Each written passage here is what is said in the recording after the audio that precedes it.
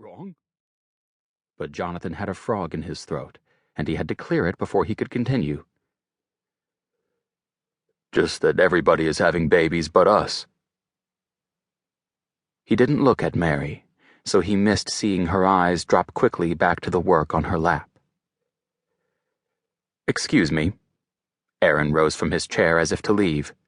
No, I want you to listen, Jonathan said, staying his brother with a hand on his arm.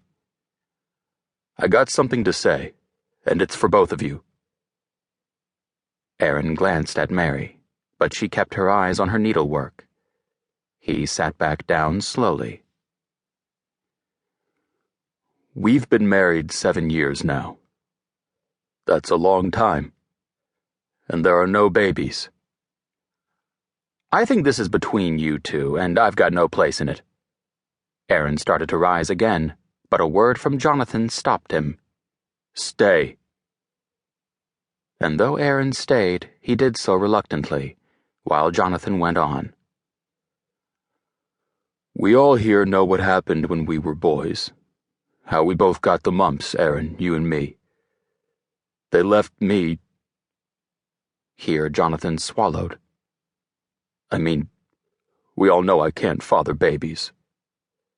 We don't know that for sure, Jonathan, Mary said. I haven't given up hope.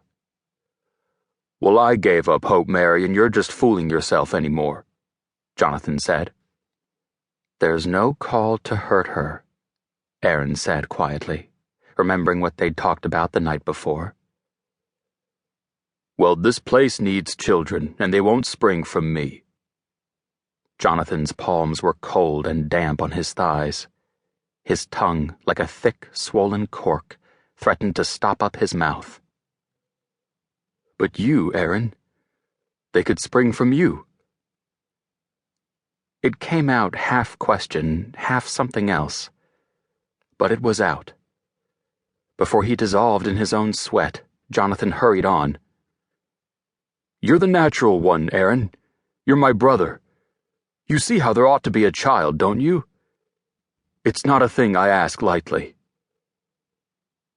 He looked at Mary, and her hands were still, her face expressionless. Aaron's impatience erupted. I'm getting pretty damn sick of everybody in 5 counties pushing me to get married. First it's the townspeople, then it's Pris, then Mary, and now you, Jonathan. It isn't bad enough that the others push only for a wedding. Here you are pushing for an heir. If people would leave us alone, maybe I'd be more in favor of the idea. But I'm not even ready to marry Pris yet, let alone have babies.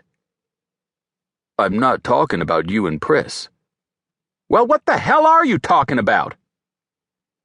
Jonathan's Adam's apple rose and slid back into place. This whole thing had gone wrong from the start. Mary had a puzzled look on her face. He wanted to ask this for her sake, too. He wanted to give her this. But how could he get her to understand? The sweat rolled down his temple. Dampness made dark stains on his blue cambric shirt. I said, what are you talking about? Aaron repeated. It was now or never. I'm talking about you and Mary. The silence in the room was broken only by the tick of the pendulum clock on the kitchen wall. Me and Mary? Aaron asked it in a quizzical way, as if he weren't sure he'd heard the question right. He didn't look at her, but he sensed her awful stillness, and it cracked the outer layer of his disbelief. Before either of you say anything, I got to explain. Christ almighty! Explain! If I understand what you're asking, you got more than explaining to do. You got some apologizing. Aaron was on his feet now, and leaning toward Jonathan across the table. There's nothing between Mary and me. Nothing. Do you hear me, brother? I know, was all Jonathan could get out, before Aaron raged on. Mary's your wife, man. Your wife. You'd best look at her and see what you've done in the last minute here. Aaron pointed a shaking finger at Mary. She sat staring at Jonathan with enormous eyes, her mouth working. And Jonathan